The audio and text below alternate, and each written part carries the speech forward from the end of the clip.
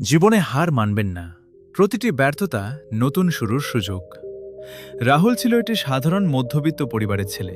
তার বাবা একটি ছোট দোকান চালাতেন এবং মা সেলাইয়ের কাজ করে সংসারে সাহায্য করতেন। ছোটবেলা থেকেই রাহুলের স্বপ্ন ছিল একদিন বড় মানুষ হয়ে বাবা মায়ের সব কষ্ট দূর করবে। কিন্তু জীবন তার জন্য এত সহজ ছিল না। উচ্চ মাধ্যমিকের পর সে কলেজে ভর্তি পরীক্ষায় ব্যর্থ হলো। তারপর সরকারি চাকরির জন্য একের পর এক পরীক্ষায় ফেল করতে লাগলো। আত্মীয় স্বজন ও প্রতিবেশীরা বলতে শুরু করলো, এই ছেলের দিয়ে কিছু হবে না। এসব কথা শুনে রাহুল ভীষণ ভেঙে পড়েছিল।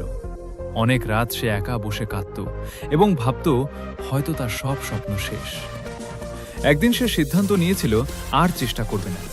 ঠিক তখনই তার বাবা এসে বললেন, আমি যখন দোকান শুরু করেছিলাম তখন 3 বার লোকসান হয়েছিল। সবাই বলেছিল দোকান বন্ধ করে দিতে, কিন্তু আমি যদি হাল ছেড়ে দিতাম তাহলে আজ আমরা বেঁচে থাকতাম কিভাবে? মনে রেখো, ব্যর্থতা শেষ নয়, এটি নতুন শুরুর সুযোগ। বাবার কথাগুলো রাহুলের মনে নতুন সাহস জাগিয়ে দিল।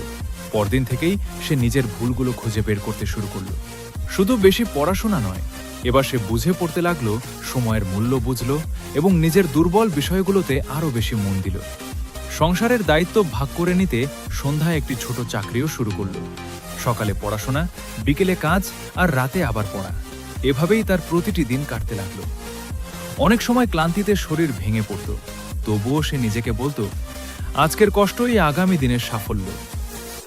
1 বছর পর আবার পরীক্ষার ফল প্রকাশ হলো, কিন্তু এবারও সে সফল হলো না।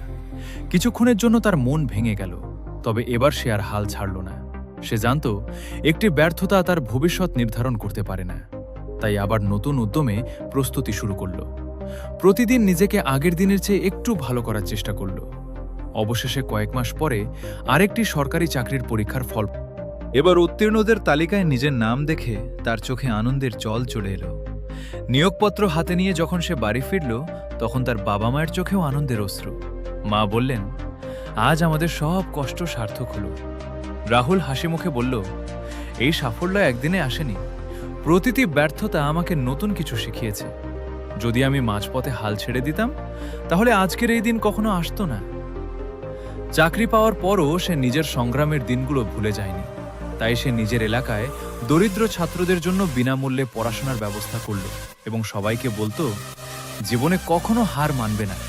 প্রতিটি ব্যর্থতা তোমাকে থামানোর জন্য আসে না, বরং আরও শক্তিশালী হয়ে নতুনভাবে শুরু করার সুযোগ দেয়। বন্ধুরা, জীবনে এমন সময় আসবে যখন সবাই তোমাকে নিয়ে হাসবে, তোমার স্বপ্নকে ছোট করে দেখবে এবং বারবার ব্যর্থতা তোমার পথ আটকে দেবে।